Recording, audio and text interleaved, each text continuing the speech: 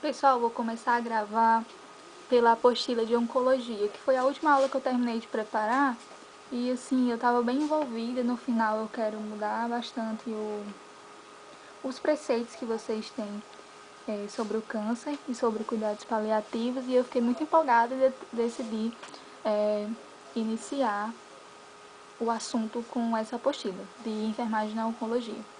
E aí eu dou seguimento com assistência ao paciente queimado no próximo vídeo. Eu vou enviar o slide para vocês, aí vocês podem assistir o vídeo e acompanhando pelo material didático visual, certo? Então, para começar, o nosso organismo ele é composto por vários tipos de célula, porque nós somos seres multicelulares. E como processo natural, essa célula vai crescer, vai se multiplicar e ela vai morrer. Ou seja, ela tem um tempo de vida, ela tem um período limitado, tem um prazo de validade. O processo no qual, e ela percebe isso, ou seja, ela sabe que está no tempo de morrer e ela mesma, entre aspas, se mata por um processo chamado apoptose, para dar lugar a uma nova célula que vai novamente crescer, se multiplicar e morrer, não muito diferente da nossa trajetória de vida, que é nascer, crescer, nos reproduzirmos e morrer. No caso, nos reproduzirmos seria o nosso multiplicar. E a divisão celular, ela é o processo pelo qual uma célula, que se chama célula-mãe, ela se divide em duas células filhas. Então, é uma célula master que vai dar origem a duas novas células e assim por diante, fazendo esse processo de multiplicação celular que o nosso corpo precisa. Nos organismos multicelulares, esse processo pode levar ao crescimento do indivíduo, ou seja, o crescimento dos tecidos. É por isso que nós aumentamos de tamanho, é por isso que os nossos músculos crescem, é por isso que o bebê é formado dentro da barriga da mãe, justamente por esse crescimento celular e crescimento dos tecidos, porque o nosso corpo tem diferentes tecidos. Músculo liso, músculo estriado, tecido dos órgãos e vísceras, e por aí vai. E tudo isso ocorre durante a gestação. E o processo de multiplicação celular e crescimento celular é muito importante para a nossa origem de vida, né? Para o que somos hoje. E também, não só para esse crescimento, mas para substituir aquelas células, como eu disse anteriormente, que tem o prazo de validade que já chegou no final do seu prazo de validade. Então, aí a gente vai fazer a substituição dessas células por células novas. Aqui são algumas das fases do crescimento celular, recordando biologia que a gente estudou no ensino médio, mas basicamente é o momento que a célula vai se dividir e no final vai chegar a essas duas células, as células filhas no caso. Nesses processos vai acontecer a formação de novos cromossomos, a reorganização deles e no final a separação para que cada célula contenha a sua quantidade de cromossomo específica. Nós temos na célula uma coisinha chamada o DNA, né, que é o ácido desoxibonucleico, que é composto por filamentos esses que se unem por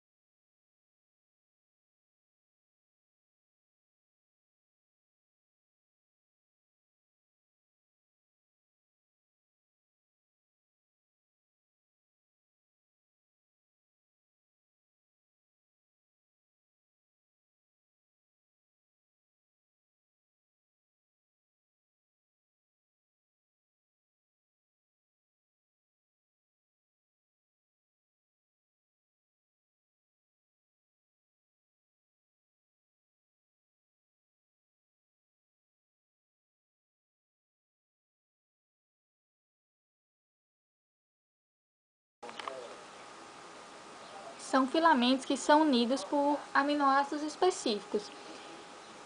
E aí, esse DNA ele está constantemente se replicando para dar origem a novas. Cada célula precisa de um DNA. E nessa replicação ele se divide e dá origem a um filamento novo, através de proteínas que fazem todo esse processo. É como se você tivesse aqui um zíper fechado e aqui um zíper aberto. Abriu o zíper e aqui você tem uma nova estrutura, formando dois novos zíperes. Aqui é a replicação do DNA. Mas as células, elas podem acumular mutações. E se essas mutações, ou seja, essas mudanças na célula de tamanho, de característica, se ela for em um número muito elevado, o que pode acontecer é ter uma perda do controle da sua divisão, porque nada disso ocorre de forma desordenada. Existe um padrão, existe uma velocidade, existe um nível de normalidade. Quando eu fujo desse nível, quando eu estou mais acelerado ou quando eu estou indo muito devagar, eu posso ter consequências para o meu organismo. No caso do câncer ou do tumor, eu tenho um crescimento exacerbado, ou seja, um crescimento exagerado dessa divisão celular. E como ela ocorre assim, vamos dizer, a grosso modo, na doida, ela não tem um padrão, ela não tem controle, é desgovernada, e por isso a gente tem as características do tumor. Oncologia é o estudo do câncer, né? Gia, o sufixo gia diz respeito a estudo e onco do câncer. Então, o estudo do câncer são termos que quando a gente escuta nós temos que saber diferenciar.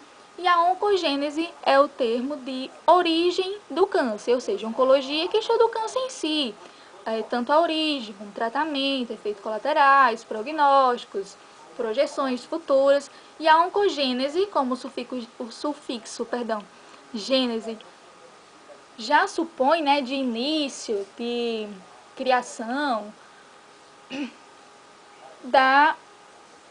do câncer, né? Origem do câncer, oncogênese. E aí a gente tem o câncer, que como eu já falei anteriormente, como que ocorre? Através desse crescimento descontrolado celular, dessa multiplicação descontrolada celular.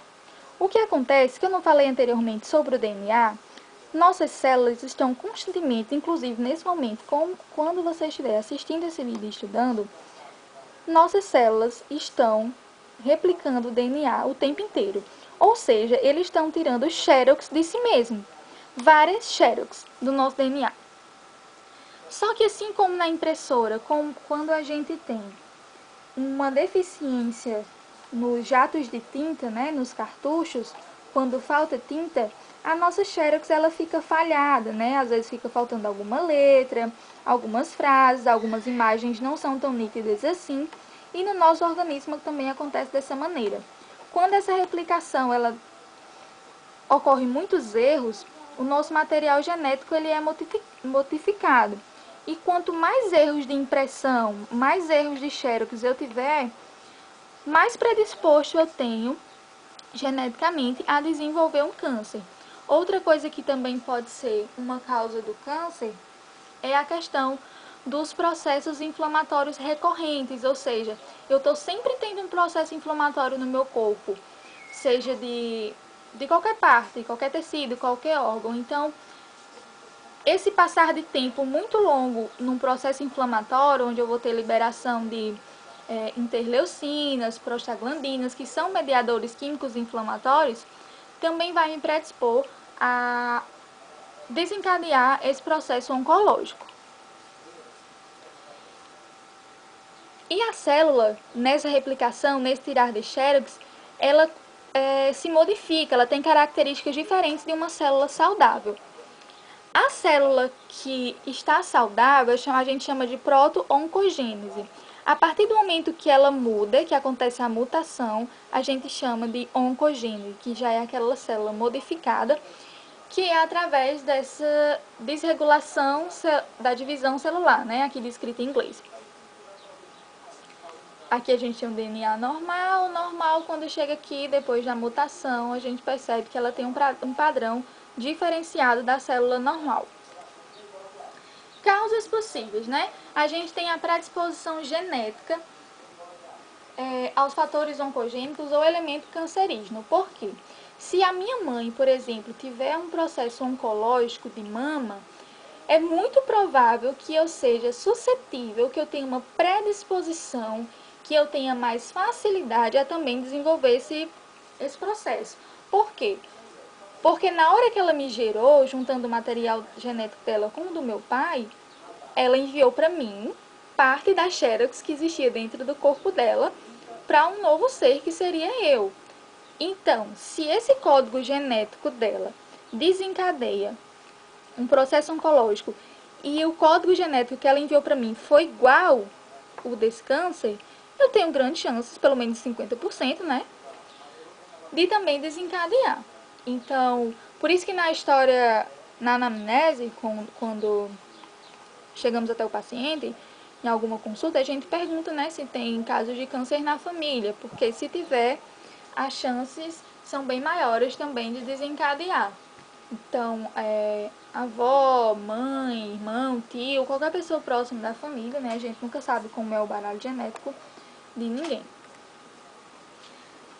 Aqui eu vou tentar explicar mais ou menos. Nesse caso aqui da figura que eu achei na internet, seria a predisposição genética para diabetes, por exemplo. Aqui nós temos o pai e a mãe. Aqui o material genético capaz de desenvolver diabetes na mãe é esse ABC. E no pai, esse JKL. Essas duas pessoas tiveram filhos gêmeos, e os gêmeos eles têm um genoma idêntico. É por isso que, por exemplo, se alguém tiver um filho com algum dos gêmeos e fizer um teste de DNA, o resultado será que ele é filho dos dois, porque o DNA é idêntico. Existe um teste bem mais específico, só que é bem mais caro, inclusive, né, feito no Brasil, que ele procura as pequenas diferenças do genoma humano e aí pode dizer, nesse caso, de quem é o filho. Então, aqui eles tiveram filhos gêmeos, aqui tem escrito irmãos idênticos. Por azar do destino, na hora do cruzamento, como diz minha amiga bióloga, os filhos receberam material genético predisposto a diabetes, tanto da mãe quanto do pai. Então, os dois tem chance de desenvolver. Se for uma doença fatal, assim, uma doença que não tenha sobrevida, infelizmente os dois têm grande chance de não sobreviver, pelos dois terem o mesmo material genético, o mesmo genoma. Mas eles, além dos gêmeos, tiveram um irmão diferente. E esse irmão, ele não recebeu os genes predispostos a diabetes. Então ele tem menos chance de desenvolver do que esses dois que receberam. E aí vamos para o câncer propriamente dito. O câncer, em termos geral, ele é usado para muitas doenças diferentes, mas a sua origem, na origem latina, né, da palavra câncer, ela tem significado de caranguejo. Imagine um caranguejo e as patas dos caranguejos, né, que são bilaterais. A gente remete ao caranguejo porque ele tem a capacidade de se espalhar pelos tecidos adjacentes. Ou seja, eu estou aqui nesse ponto, mas eu tenho capacidade de alastrar, de avançar para qualquer lado. Para cá, para a direita, para a esquerda. E não só em questão de direção, mas também de continuidade. Eu posso alcançar várias áreas, extensas áreas, com esse tumor. E todos os cânceres, eles têm um padrão de crescimento. É por isso que a gente consegue diferenciar de onde originou e onde que esse processo oncológico está instalado.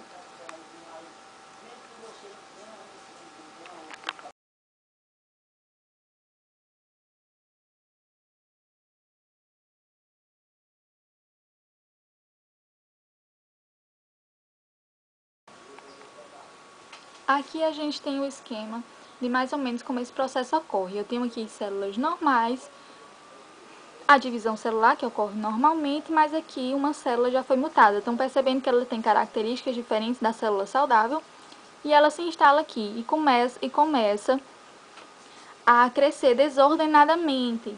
E ela também não tem um padrão de disposição, ou seja, de encaixe, né? E vai se amontoando, porque ela está descontrolada. É como se fosse aquelas ovas de peixe, né? Que as pessoas gostam de comer. Pronto, bem parecido. E a fisiopatologia do câncer, né? Fisiologia, tudo aquilo que é normal, processo normal do nosso corpo, para algum funcionamento e homeostase.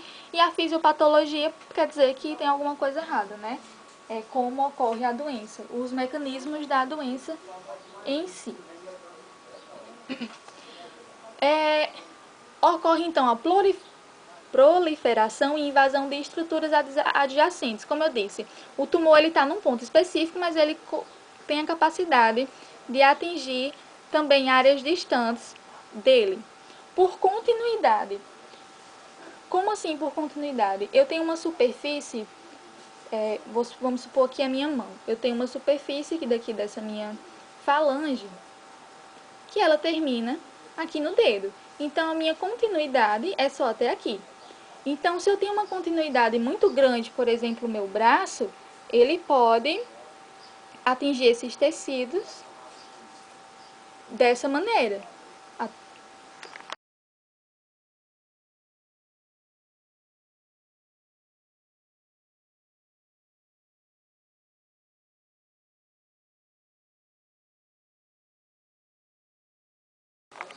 Então, a fisiopatologia se dá pela proliferação e invasão de estruturas adjacentes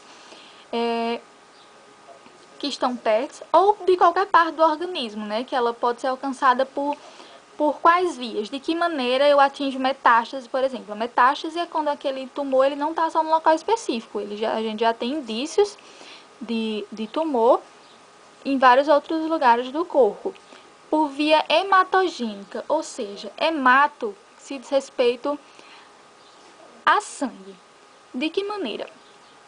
Nós temos os vasos sanguíneos, que carregam sangue, ricos em oxigênio, que vão nutrir, né, os nossos tecidos. Mas só que no sangue nós temos as células vermelhas, né, que são as hemácias, e as células brancas, que são as nossas células de defesa. E tudo isso que está dentro do nosso vaso sanguíneo, da nossa corrente sanguínea, dentro do sangue, ela chega todo em qualquer lugar do organismo. É como o correio, que chega em todo e qualquer lugar do Brasil. Qualquer coisa que caia nela vai atingir o corpo inteiro. É por isso que algumas substâncias têm ação sistêmica, ou seja, em todo o corpo. Se for por via sanguínea, né? Intravenosa. Então, imaginem que o sangue é aquela nossa vizinha fofoqueira que a gente... Todo mundo conhece aquela pessoa que, tipo assim... Ah, contou essa coisa pra fulano, pronto, agora todo mundo sabe. Então, os nossos vasos sanguíneos, nossa corrente sanguínea, a nossa via hematogênica, né, de formação de sangue e carregamento, é essa nossa vizinha fofoqueira. O que cai nela vai para todo o corpo. Então, se nesse sangue vir a cair células modificadas, mutadas de câncer, células tumorais, vai chegar para qualquer lugar do corpo e aí ele pode se depositar, ou seja, pode se fixar em qualquer estrutura. Ou por via linfática. Nós temos o sistema circulatório, né, que são das artérias e veias, e temos o sistema linfático que está paralelo a eles, ou seja, de lado a lado e na mesma direção. Nesses vasos linfáticos permeiam a linfa. O nosso sangue, como eu já disse, tem as células vermelhas, as células brancas, mas ele não anda nas nossas veias e artérias devagarzinho. A gente não tem uma pressão arterial, né? Então, dependendo da velocidade que esse sangue ele passa por esses caminhos, por esses vasos sanguíneos, pode ser que acabe extravasando líquido para fora dos vasos.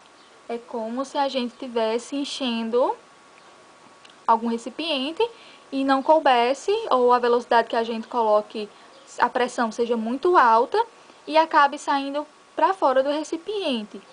Ou, por exemplo, quando a gente tem um encanamento que coloca várias torneiras ligadas de uma vez, por exemplo, e acaba extravasando, às vezes, né, estourando canos. Esse líquido que cai dos vasos sanguíneos, eles vão cair em outra rede de apoio, em outra tubulação, vamos pensar em hidráulica da nossa casa, em uma outra tubulação de apoio, que é a via linfática, né? Na linfa eu tenho células de defesa, que são os linfócitos B, linfócitos T e macrófagos. Macrófagos, eles vão fazer o processo chamado fagocitose. As células de defesa para atacar aquele corpo estranho, né, agente agressor do nosso organismo. E o macrófago, ele vai promover fagocitose. A fagocitose nada mais é do que o pus. Ele vai digerir aquele micro-organismo e aí o lixo dessa digestão se chama a fagocitose, que seria o pus. Então, o pus nada mais é do que o processo fagocítico dos macrófagos. Então, também, se alguma célula cancerígena cair no sistema linfático, ele também pode chegar em qualquer outro lugar do corpo, porque a via linfática ela é a melhor amiga da via hematogênica, ou seja, são as duas amigas fofoqueiras que vão espalhar toda aquela informação ruim. Aqui no esquema, para a gente compreender melhor, eu tenho aqui o vaso sanguíneo, aqui a célula do tumor, com novos vasos, né, que vai nutrir esse tumor. E vamos pensar que quando ele adquire um tamanho maior, essas células podem chegar até a via sanguínea e aí ser carregada para qualquer lugar do corpo.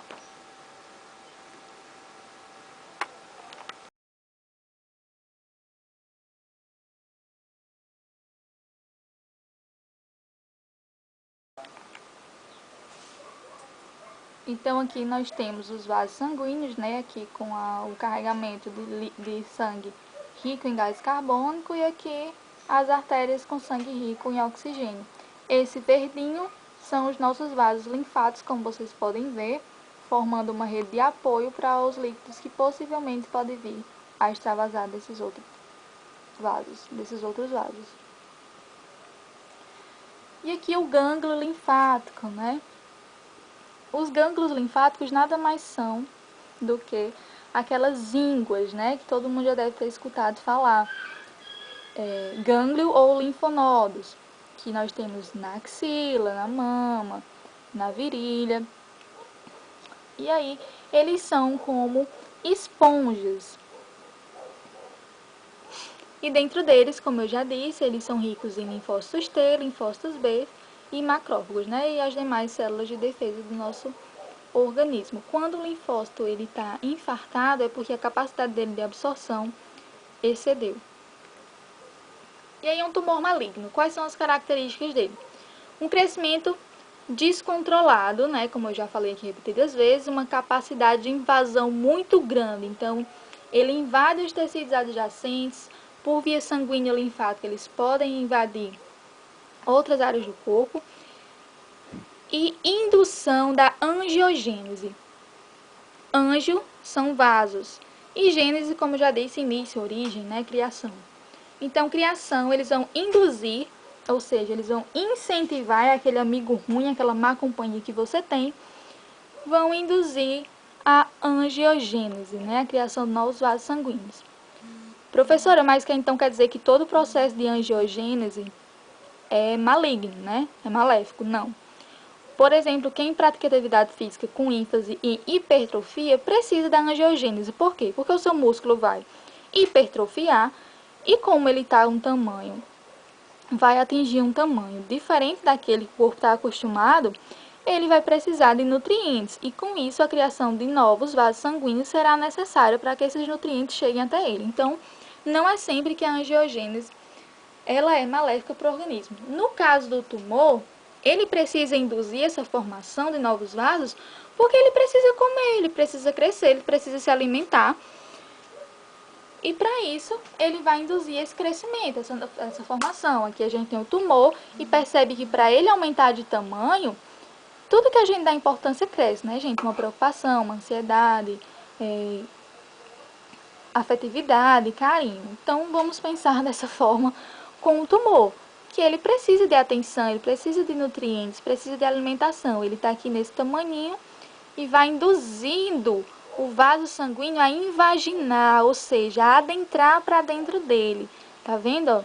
E aos pouquinhos eles vai conseguindo e no fim o tumor já está com vários aportes nutricionais.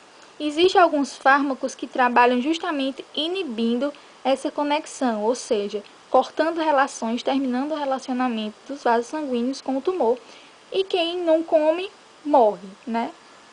Com isso, a gente vai não matar o tumor, mas impedir pelo menos o seu crescimento. Aqui novamente uma ilustração para vocês entenderem melhor. Temos as células, os vasos sanguíneos que vão invaginando, adentrando para dentro do tumor. Carcinogênese, formação dos cânceres. Fatores de risco: tabaco, ou seja, cigarro. As pessoas que possuem o vício do cigarro, elas têm muita chance de desencadearem, por exemplo, câncer de pulmão, câncer de esôfago, câncer de boca, câncer periodontal, ou seja, ao redor do dente. E a incidência é de 30% para essas pessoas. Outros casos conhecidos: radiações, pessoas que trabalham na radiologia, que estão expostas à radiação solar. A radiação solar ela pode desenvolver o câncer de pele, né? O álcool, pessoas com hábitos não saudáveis de alcoolismo, 3%. Exposição excessiva ao sol, também aqui os raios ultravioleta. Exposições ocupacionais, ou seja, de trabalho. Vamos supor que a pessoa trabalhe em indústrias, que está muito exposto a elementos químicos, a radiações. Infecções também podem gerar câncer.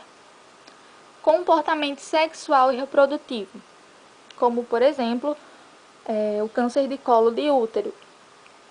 E a alimentação, pasmem, é a maior, fora o cigarro, porcentagem de fator de risco, que é a alimentação, 35%.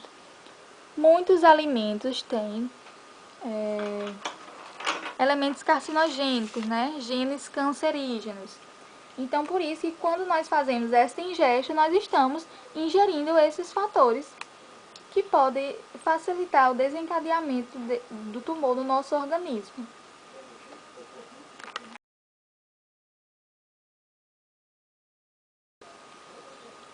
Lembra que eu falei do crescimento desordenado celular? Mas o crescimento nas nossas células, eles têm um padrão, né? Vários padrões, na verdade, que querem dizer coisas diferentes. Eu tenho um padrão de hiperplasia. Plasia, crescimento, hiper, tudo aquilo que é aumentado, exagerado. Então, crescimento acelerado. Vocês vão ver na aula de queimaduras que existe um grau de queimadura que ele não reepiteliza, ou seja, ele não tem um crescimento celular hiperplásico suficiente para regenerar aquela pele que foi lesada. Da mesma forma, pode acontecer com alguns tumores de ter esse crescimento celular exagerado. Aqui no caso, a gente precisa da hiperplasia para a cicatrização de lesões de pele, de feridas. Essa hiperplasia, ela também, como a angiogênese, não é só a vilã da história. Como eu disse já no slide anterior, a gente precisa dela para a repitelização da pele e também para o crescimento fetal. Eu preciso de um crescimento exagerado das minhas células para que aquele embriãozinho, aqui com 8 semanas, se transforme nesse bebezinho de 40 semanas, nesse feto de 40 semanas. Então, eu preciso da rapidez e da continuidade desse crescimento celular para poder formar todas as estruturas do corpo humano, os ossos, a pele, cartilagem, tecido cerebral, músculo cardíaco, todos os órgãos do ser humano. Essa hiperplasia ela também é importante no estirão do crescimento. Todo mundo sabe que o adolescente está lá naquele padrãozinho, aquele tamanho dele até 11, 12 anos, e aí por volta dos 13 anos a gente tem o estirão do crescimento, que possivelmente vai ser a altura que nós teremos para o resto de nossas vidas, né? Eu acho que esqueci de passar por esse processo. Mas nessa etapa da vida a gente precisa da hiperplasia. Mas eu também tenho hiperplasia que vai ser maléfica para o organismo, dando origem, por exemplo, ao crescimento tumoral. Aqui nesse slide eu trouxe o exemplo da próstata. Nós temos aqui a bexiga, a uretra e a próstata, ou seja, estruturas do sistema reprodutor masculino. Quando eu tenho alteração dessa estrutura, através da hiperplasia, essa próstata aqui normal, ela vai aumentar de tamanho. Percebam que ela não só aumenta lateralmente, como ela também aumenta ascendentemente, ou seja, subindo, comprimindo a bexiga. Possivelmente um paciente desse, ele está sentindo muita dor na hora de fazer xixi. Por quê? Percebam que a uretra saudável, a uretra é por onde o caminho, né, do xixi sair do nosso corpo, daqui da bexiga para o exterior. Aqui nós temos os orifícios dos ureteres, que vêm dos rins, mas que a gente não tem como ver aqui nessa imagem. E a uretra, ela passa no meio da próstata. Se eu estou comprimindo aqui, essa criatura, quando for fazer xixi, não vai sentir uma dor imensurável? Então, um dos sinais de câncer de próstata é a disúria, dificuldade para urinar. Percebam que aqui também, como está cometendo a bexiga, eu tenho pouco espaço e eu vou armazenar uma menor quantidade de urina também. Mas, mesmo sendo uma menor quantidade, se eu não estou conseguindo expelir, vou ter muita dor. E nós temos aqui a metaplasia. Ah, uma coisa importante. Por isso que o exame de próstata, o toque retal, é feito por esse orifício, porque se a próstata tiver anormal, o médico proctologista ou urologista, ele consegue sentir a próstata do paciente, a protusão. E nós temos a metaplasia, né? A metaplasia é como aquele mutante. Todo mundo já assistiu X-Men na hora do almoço antes de ir para a escola. Todo mundo já assistiu o Super Choque, que tinha os meta-humanos, né? Que eram metade humanos, metade pessoas com superpoderes. Aqui, a metaplasia nada mais é do que a mutação, a mudança de um tipo de célula para outro tipo de célula. Então, eu tenho um padrão dessa célula aqui, epitélio, né? Escamas epiteliais, que ele vai se transformar em um outro tipo de célula, como a coluna epitelial. Então, quando ele muda de uma célula para outra, é igual o Pokémon quando evolui. Então, essa célula ela meio que evolui de uma característica para outra. Aqui nós temos as células normais, as células neoplásicas, né? As células cancerígenas, que são, novamente, o crescimento anormal e excessivo das células. Elas não só crescem em uma velocidade muito grande, como elas também crescem de forma anormal, fora do padrão da célula saudável. Prevenção do câncer. Essas definições de prevenção, primária, secundária e terciária, elas se aplicam a qualquer aspecto em saúde. Como nós estamos falando de câncer, vamos dar ênfase a elas. Prevenção primária é quando eu ainda não tenho a doença instalada. Eu ainda não estou acometido com a patologia. Então, por exemplo, eu ainda não tenho diabetes.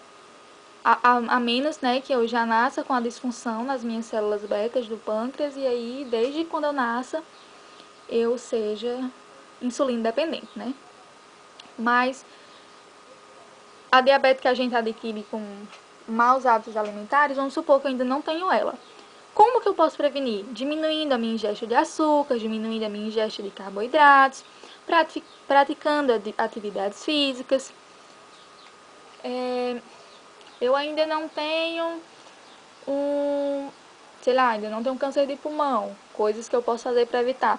Posso, por exemplo, não fumar. A imagem é muito autoexplicativa. Prática de atividade física, equilíbrio nutricional, alimentação saudável, lazer, porque lazer também é a gente considera o lazer como saúde, né? Não existe saúde sem lazer das pessoas, sem cultura. Então, a prevenção primária é quando eu ainda não tenho uma doença, não tenho uma patologia, e eu posso prevenir através dos meus hábitos diários de vida. A prevenção secundária, eu já estou doente. Mas como é que eu posso ainda praticar a prevenção quando eu já estou doente?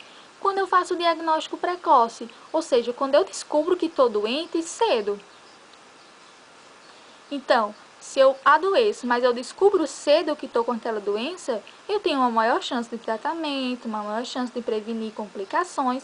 E com o câncer da mesma forma. Prevenção secundária do câncer seria o meu diagnóstico precoce. Quanto mais cedo eu descobrir, mais chances de sobrevida, mais chances de um sucesso no tratamento.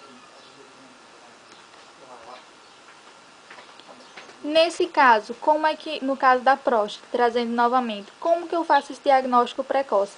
Através do toque retal ou do exame de sangue com marcador tumoral, né, PSA, para que eu diagnostique precocemente. Então, por isso que nós temos a campanha, né, no mês de novembro, de saúde do homem, que nós incentivamos essa prática do exame da próstata, justamente para que, se aquele usuário do sexo masculino estiver acometido com esse processo oncológico, que nós descobramos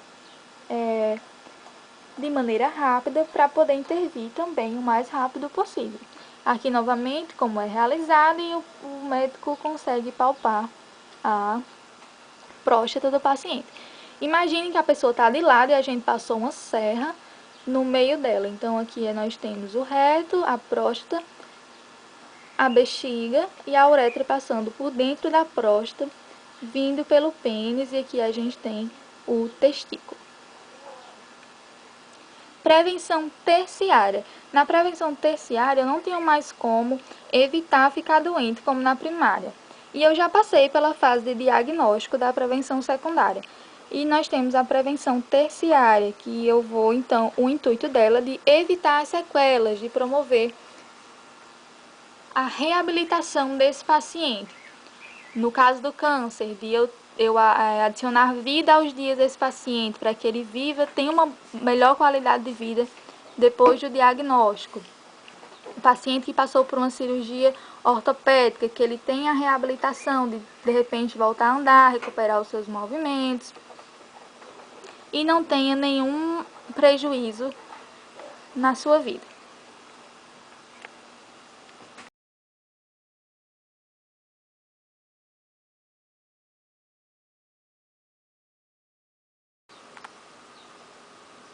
Aqui no estadiamento do tumor, é uma avaliação geral que a gente faz do carcinoma. Na aula de queimados, a gente vai ver o estadiamento, por exemplo, da lesão, né? Os graus da lesão, da queimadura. No tumor, a gente vai fazer esse estadiamento quanto à extensão do tumor, ou seja, o tamanho dele, né? Que áreas ele está abrangendo, o comprometimento de órgão, se ele está só naquele órgão inicial, ou se ele já passou para uma outra estrutura anatômica. E nós vamos também determinar o prognóstico, ou seja, que tipo de tratamento eu vou fazer, qual a taxa de sobrevida, a taxa de sucesso do tratamento. E esse estadiamento ele é importante para escolher a melhor opção terapêutica.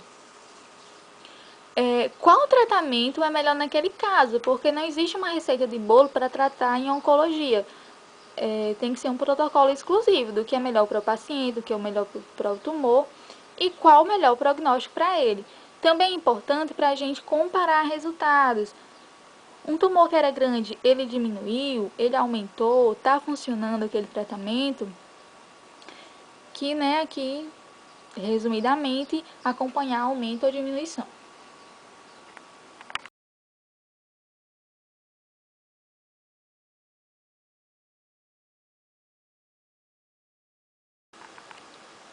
Outra coisa que eu queria mostrar para vocês, diretamente na apostila, aqui na página 6, é sobre o estadiamento. Existe uma avaliação chamada TMN, né? Que ela vai avaliar a gravidade do tumor. E aí esse estágio varia de estágio 1 ao estágio 4, né? De estadiamento tumoral. Por que razões a gente faz isso? Como eu já disse, né, para avaliar o resultado dos tratamentos, para escolher um tratamento, para comparar com outro tratamento e determinar a melhor terapêutica para aquele caso. Espera aí, só um pouquinho, calma. Não criemos pânico. Pronto, aqui eu vou explicar.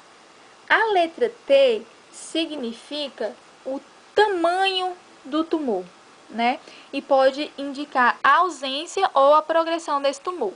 Quando no resultado vem com o resultado TX, ele é um tumor primário e ele não pode ser avaliado quanto à gravidade.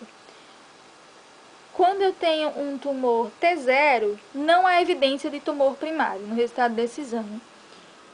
Quando eu tenho T1, 2, 3 e 4, significa ao tamanho ou extensão desse tumor. E ele é um tumor primário, porém ele é um tumor crescente. A letra N vai me dizer se tem acometimento de linfonodo, ou seja, daqueles gânglios linfáticos que eu mostrei para vocês. Então, NX, linfonodos não podem ser avaliados. N0, ausência de metástase para os linfonodos, ou seja, aquele tumor ele não viajou por via linfática no organismo. N1, 2 e 3 quer dizer um comprometimento numérico e crescente desses linfonodos regionais. A letra M, ela apresenta a presença ou ausência da metástase, ou seja, vai me dizer se aquele tumor já extravasou para outros lugares do corpo. MX, não é possível avaliar a presença de metástase, ou seja, é um exame inconclusivo. M0, não há metástase à distância, ou seja, longe da origem do tumor, não há indícios de células cancerígenas. E M1 significa que temos a metástase sim à distância. Existem outras escalas de estadiamento de câncer. Por exemplo, no câncer de colo de útero, a gente tem a escala chamada NIC, né? Que pode ter 1, 2 e 3. E quando a gente faz mamografia, né, na questão da mama, a gente tem a escala chamada BIRADS, que vai de 0 a 6, salvo engano, ou 1 a 6.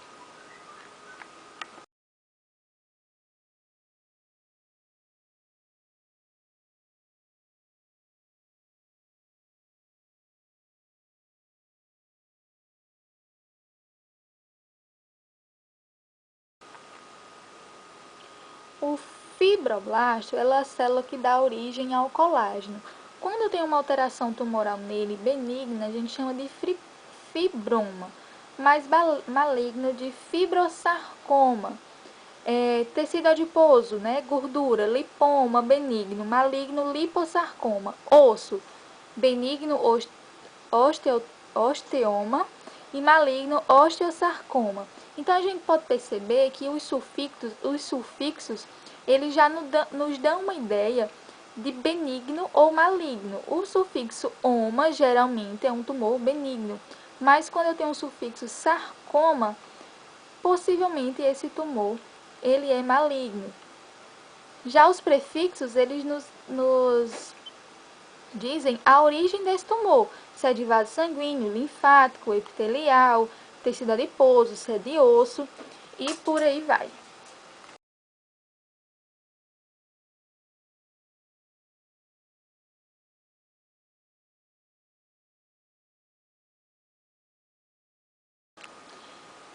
E aí, como é feito esse diagnóstico? De várias formas. Nós temos o diagnóstico clínico que é feito assim, da forma mais básica que existe para fazer qualquer diagnóstico clínico, né?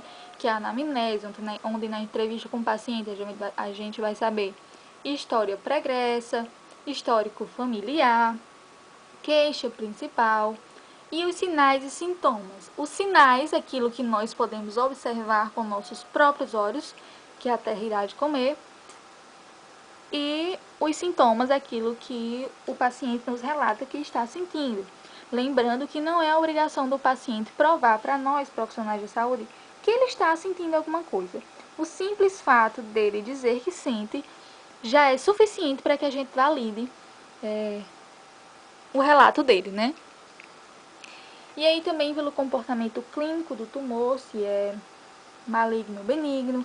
Vamos fazer uma avaliação histopatológica, histológica daquele tecido, porque, por exemplo, o músculo do nosso coração ele é diferente do músculo liso que reveste nossos outros órgãos.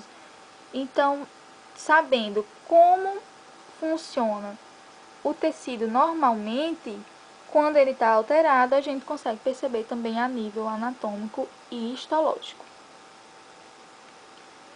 Diagnóstico cirúrgico, né? Todo mundo já deve ter escutado falar nas biópsias. Então, a biópsia também é uma maneira da gente diagnosticar esse tumor. Através de exames de imagem como raio-x, tomografia computadorizada, ressonância magnética. E aí, quais são os sinais de alerta para eu acender a lâmpada na minha cabeça, no meu juízo, de que aquela pessoa pode estar com um processo oncológico? Feridas que não cicatrizam. Lembram que eu falei da questão do processo inflamatório repetido? Então, uma ferida que ela não está cicatrizada, ela está em um processo de inflamação constante. Porque assim, a gente tem mania de dizer, cuidado com tal ferida para não inflamar, não sei o que, não coma isso para não inflamar, não faça isso para não inflamar, cuidado para não inflamar. Mas na verdade, toda ferida é inflamada, porque a inflamação ela faz parte do processo da ferida. A partir do momento que a gente lesa o tecido, que a gente se machuca, um dos processos é o processo inflamatório. Então, toda ferida é inflamada. O que nós temos que tomar cuidado é para prevenir a infecção dessa ferida, para que não seja uma ferida infeccionada. Mas a partir do momento que essa ferida ela não está cicatrizando, aquele processo inflamatório dela não está cessando, ele não está tendo um término, ele não está tendo uma limitação. Então isso é preocupante.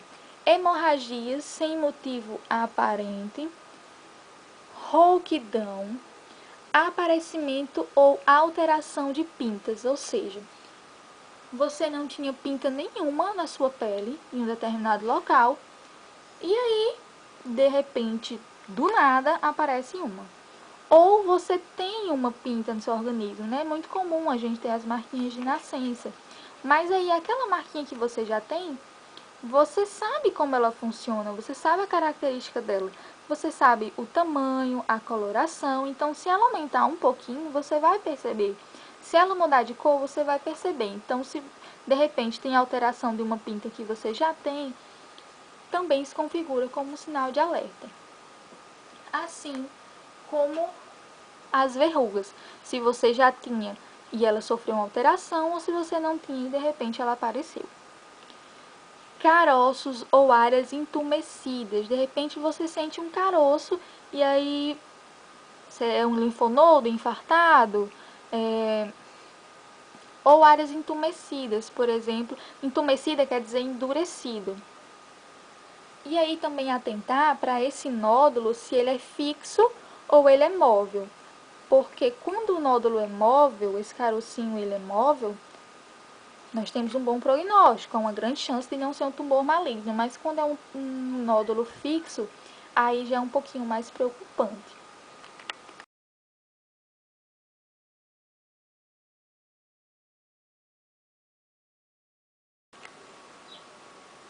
Outro sinal de alerta, disfagia, né, que é a dificuldade de deglutição, a minha dificuldade de engolir os alimentos. Anorexia, né, quando não estou querendo comer, estou com baixo peso. Dispepsia, que é um desconforto no superior do abdômen. Como pode ser esse desconforto? Eu posso sentir uma queimação, um inchaço, de repente muitos gases, náusea. Eu fico saciado muito rápido. Depois que eu fiz uma refeição, o esperado é que eu fique saciado por um período de tempo, mas essa saciedade, ela se dá de forma rápida. Alterações da função intestinal, então você percebe que alguma coisa no seu intestino não está funcionando bem, ou da pessoa, né? Intestinal e urinária, também aí com infecções de urina, ou então você está urinando muito, urinando pouco, o aspecto da urina, a coloração, se está mais alaranjado, se está mais esverdeado, esbranquiçado. E um emagrecimento repentino. Geralmente, pacientes oncológicos, um marco sim, de sinal de alerta da doença é um emagrecimento repentino daquela pessoa. Nós também podemos ser alertados por marcadores tumorais.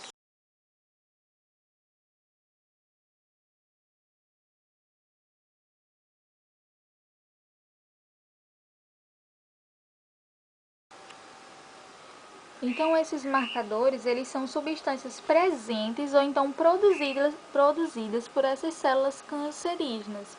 Presentes aonde? No sangue. A gente encontra eles através de um exame de sangue, de urina ou de tecido biológico.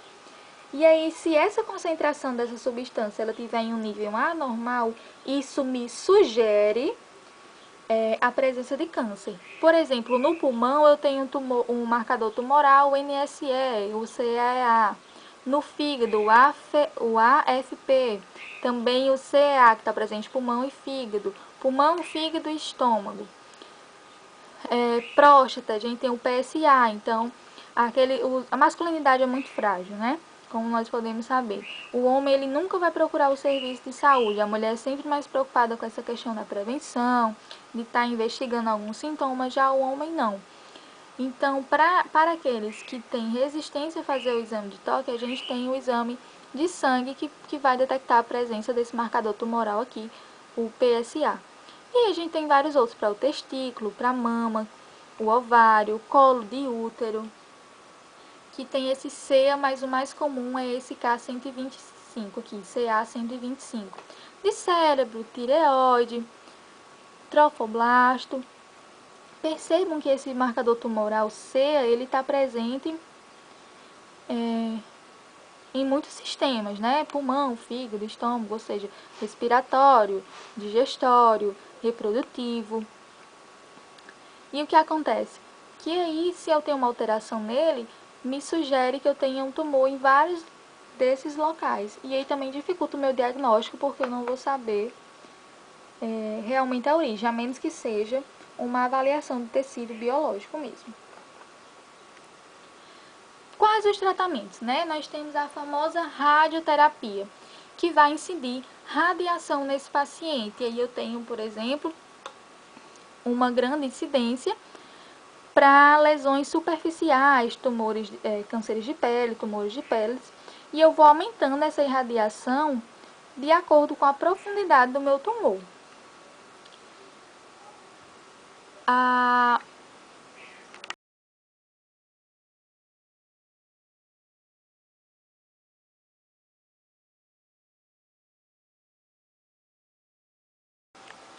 Também a teleterapia, que vai emitir radiações, principalmente de cobalto, no paciente.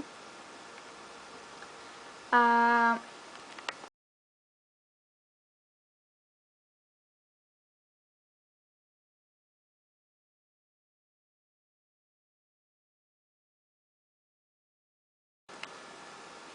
braquiterapia, né, que a radiação ela vai ser colocada diretamente no local comprometido. Aqui nós temos o exemplo da próstata e de câncer de colo de útero, que é colocado através de agulhas ou placas. E daí, nós temos uma grande dose, né, de radiação ou uma baixa dose de radiação, vai depender do tumor e esse critério é médico para isso. E a ressecção de tumores, que a gente pode tirar, fazer o corte, propriamente dito, desse tumor, dessa estrutura aqui. A gente vê, né, o tumorzinho, um caranguejozinho, né, aqui. Nós temos a cirurgia, né, a ressecção cirúrgica diagnóstica. Quando é que eu vou fazer essa ressecção? Para diagnosticar, eu posso usar ela para o diagnóstico, ou ela pode ser paliativa, né, para eu melhorar a qualidade de vida desse paciente que já sabe que ele já está diagnosticado com câncer. Pode ser uma ressecção tumoral curativa, ou seja, eu tirando tumor totalmente, o meu paciente ele vai estar curado. Uma ressecção emergencial, porque ele já está colocando em risco a vida do meu paciente, então ele já está um nível de comprometimento muito alto. Ou reparador, eu já fiz esse tipo de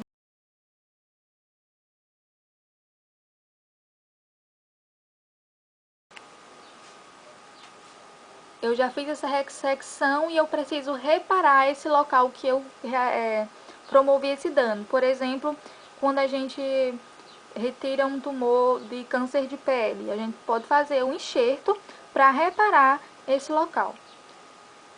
A assistência do pré-operatório de enfermagem vai muito com a aceitação do paciente, né, daquela situação clínica, do contexto que ele está vivendo, e de apoiar e de preparar o paciente, funcionar um acesso de grosso calibre para hidratação, para administração de medicação na hora da cirurgia.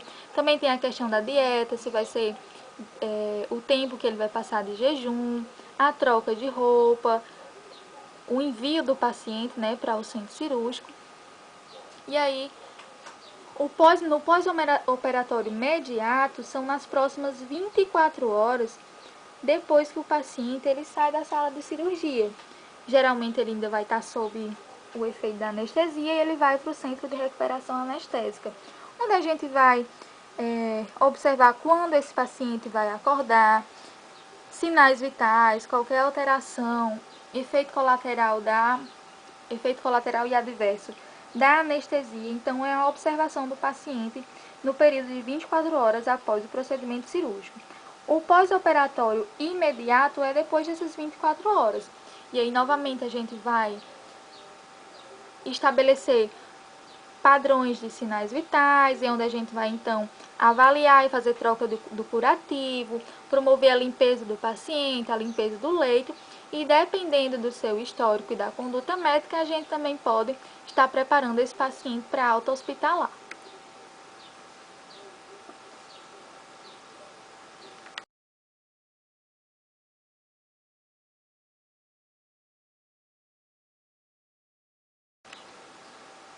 Aqui vamos falar um pouco sobre a quimioterapia, que são substâncias, né, administradas no paciente para promover a morte celular ou a diminuição da multiplicação celular. Lembra que eu falei dos padrões de crescimento, né? Então eu vou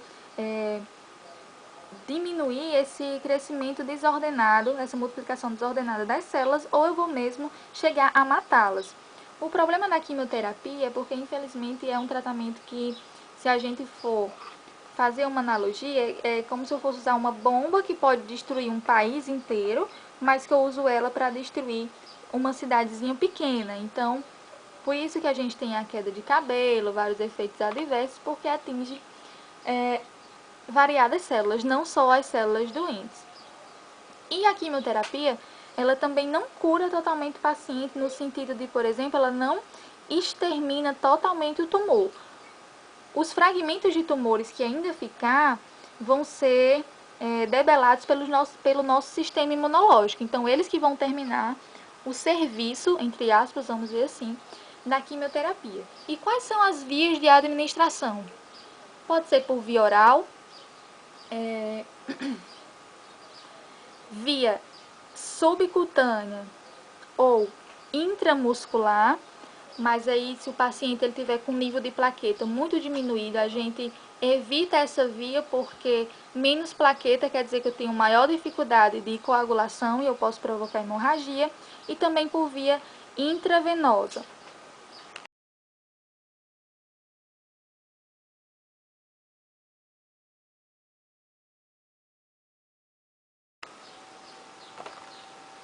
E aí a gente associa a quimioterapia somente ao câncer.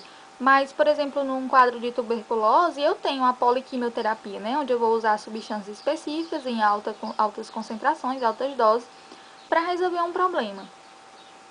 No caso do câncer, a gente tem que tomar cuidado, por via intravenosa principalmente, com as substâncias, porque elas podem ser bem irritativas para os vasos sanguíneos.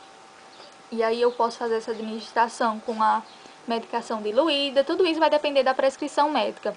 Ou por uma via de duplo lumen, né? Que quando eu coloco lá o escalpo, o gelco, eu conecto uma estrutura chamada Y, que ele me dá duas vias. Então, uma eu coloco o equipo do soro e eu posso estar hidratando o paciente, e na outra, administrando o quimioterápico, onde eu vou ter o controle dessa administração, porque eu vou realmente poder sempre estar sabendo se essa medicação ela está sendo infundida diretamente na veia do paciente, se ela não está extravasando, porque caso essa medicação ela saia do vaso sanguíneo, ela pode causar danos ao paciente, além de irritar o vaso, né, por onde ela já está passando internamente. Se ela extravasar, se ela sair do vaso sanguíneo, ela pode causar danos por fora dele, na pele do paciente. E nós temos algumas substâncias que elas não são irritantes, ou seja, se acontecer dela extravasar do vaso sanguíneo, ela não vai provocar nenhum dano, como asparaginase, bleomicina, cisplatina, citarabina, tiotepa.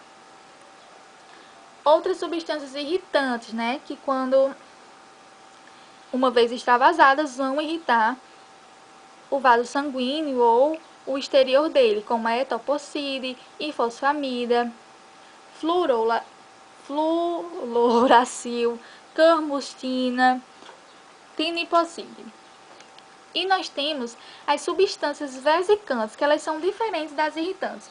Porque uma irritação, depois de um determinado período, ela vai ser melhorada, mas a substância vesicante, ela vai necrosar o tecido do paciente, ou seja, entre aspas, ela vai matar aquele epitélio, e é um dano grave e irreversível, como, por exemplo, a vincristina, vimblastina, doxorubicina, epirubicina, mitomicina C.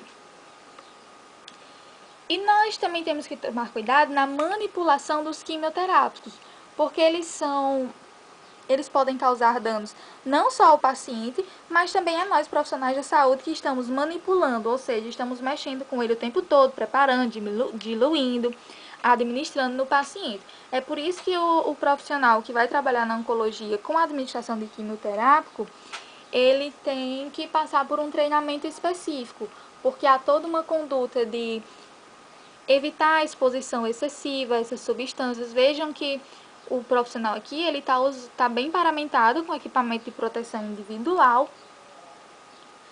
E aí, se ele for exposto por muito tempo, se ocorrer algum acidente, ele tem que ser documentado. Mulheres que estão pensando em engravidar, não é preferível que elas trabalhem nesse setor, ou mulheres que estejam grávidas, pela questão da exposição contínua a essas substâncias que podem ser teratogênicas, ou seja, podem fazer mal na formação do feto, pode prejudicar a formação do feto, e elas também podem ser carcinogênicas, podem promover a origem do câncer também nas pessoas que administram. E aqui a gente vem falar sobre cuidados paliativos, porque não é sempre que a gente tem sucesso no tratamento do câncer e o paciente está curado, né? E assim,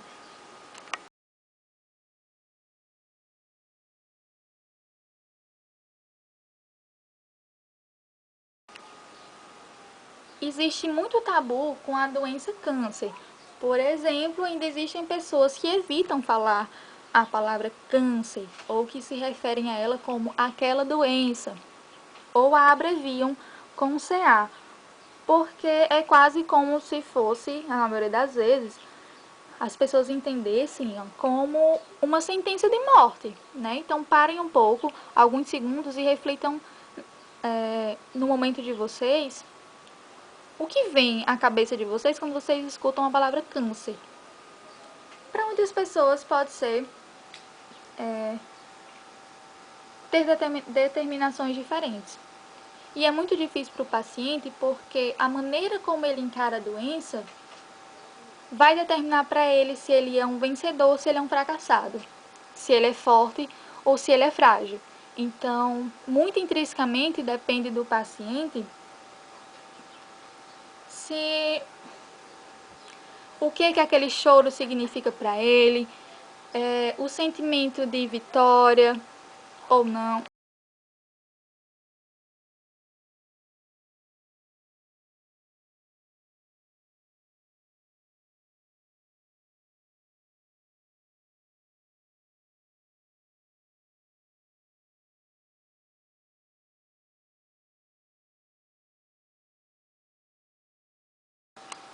se ele vai se abater, como ele vai enfrentar, como ele vai guerrear essas batalhas, né, que estão por vir, como ele vai aguentar tudo isso.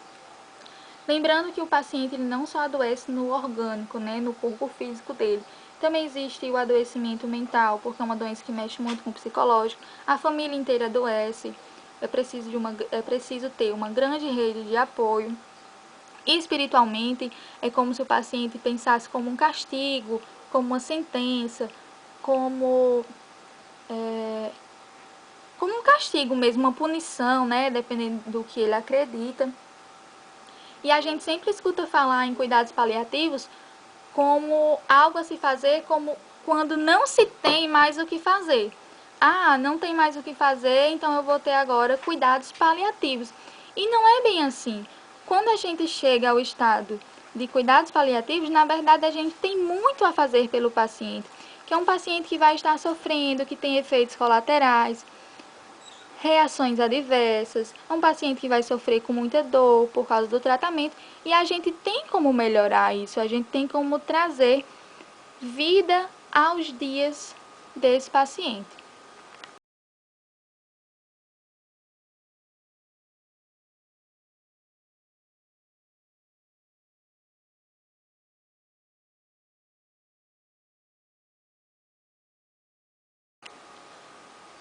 E é muito triste dizer para o paciente, ah, agora a gente vai fazer esse cuidado paliativo para você, porque não tem mais o que fazer, porque você vai morrer.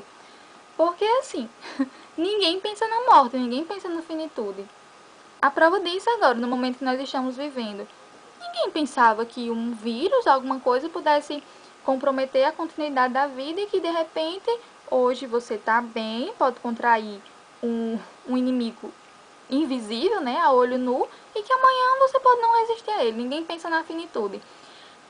A prova disso é que, por exemplo, a gente compra coisas divididas em milhares de vezes, sem saber nem se amanhã está vivo, sem saber nem se na hora seguinte do que eu estou aqui gravando esse vídeo, se eu vou estar aqui. A gente financia uma casa, financia um carro, ninguém pensa em morrer. Em 30 anos, 20 anos, ninguém pensa em morrer. E o cuidado paliativo não é uma coisa a se fazer porque não tem mais jeito, mas sim para trazer qualidade de vida para o paciente, para que ele possa passar por essa fase da melhor maneira possível. Aqui a gente tem Cicely Sanders, que foi a pioneira no estudo de cuidados paliativos, e ela era enfermeira. Ela estudou enfermagem e ela não aceitava essa ideia de que não se podia fazer nada para o paciente quando a continuidade da sua vida estava comprometida. Até porque a gente não faz cuidado paliativo somente com paciente de câncer. Um paciente diabético, quando ele tem quando ele se torna insulina dependente, que ele precisa da insulina para poder regularizar os níveis de glicose no sangue dele, a gente está fazendo um cuidado paliativo, porque ameaça a continuidade da vida, né? Uma doença que a gente sabe que mata muitas pessoas, e a gente não tem como curar a diabetes, mas a gente tem como paliar a diabetes através da insulina, por exemplo, de mudanças de hábitos de vida, aderir à alimentação saudável, enfim, a gente está fazendo um paliativo. Toda e qualquer doença que comprometa a continuidade da vida do paciente, a gente faz cuidado paliativo. Quando a gente está com a gripe, a gente tem que esperar o período de incubação do vírus para todo aquele sintoma passar. Então, não existe um medicamento para curar a gripe, existem medicamentos para tratar os sintomas da gripe, que é a coriza, a febre, a tosse. Então, existem medicamentos paliativos para isso e nós não atentamos para essa questão. Como eu estava dizendo, Cicely Sanders, ela era insatisfeita com essa definição de cuidados paliativos e foi estudar enfermagem para ser voluntária, né? E depois disso, ela sentiu a necessidade de se tornar médica para aprofundar os estudos dela nessa área. Por ironia do destino, ela veio a morrer por câncer. Mas ela sempre dizia que você é importante porque você é você. Ou seja, não existe outra pessoa diferente. Você tem o seu jeito, suas características. Você é importante para alguém justamente pelo que você é. E você não é importante até o momento que você adoece. Você é importante até o final da sua vida. E ser diagnosticado com determinada doença não significa uma sentença de morte ou que a partir dali você está morto em vida. Você quer dizer que a partir do momento que você está diagnosticado com uma doença difícil, não quer dizer que você não pode ter dias felizes, não pode viver da melhor maneira possível enquanto estiver na condição de doente. Ela também dizia que nós não podemos curar, mas podemos paliar. E você é importante até o fim da sua vida e faremos todo o possível, não só para ajudá-lo a morrer, sem adiantar e sem acelerar a morte de ninguém, e muito menos fazer apologia à morte, porque cuidados paliativos não é apologia à morte. Ai, que bonitinho, você vai morrer, né, coraçõezinhos. Não, é trazer qualidade de vida para o paciente. Faremos o possível não só para ajudá-la a morrer em paz, mas também para fazer você viver até o momento de morrer, para que esses dias até o final da vida do paciente não sejam tão doloridos quanto comumente são.